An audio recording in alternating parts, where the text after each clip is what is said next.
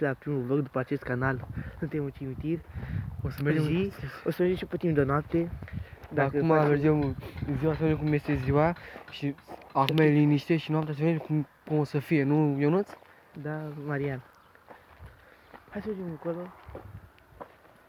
Uite, ia filmează-mă, Ionuț. Eu sunt aici. Forță! Steaua. Uite și pe Ionuț. Ia uitați-l. Hai, Ionuț, Vinova. Uite aici, uitați-vă, aici este un Mort, dar dacă piciorul un ușa. mort. A spart ușa niște băieți și au să ia banii după piept. A găsit decât 2 milioane jumate. Aici, uitați-vă. Dă-te la o parte, dă-te la o parte. Lasă-mă pe mine.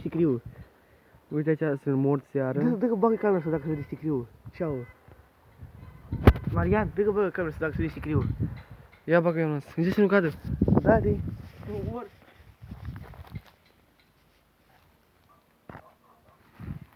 A, nu e gol. Ce frică a fost. Ia uite, e gol. Ionuț, mergi până în partea aia altă?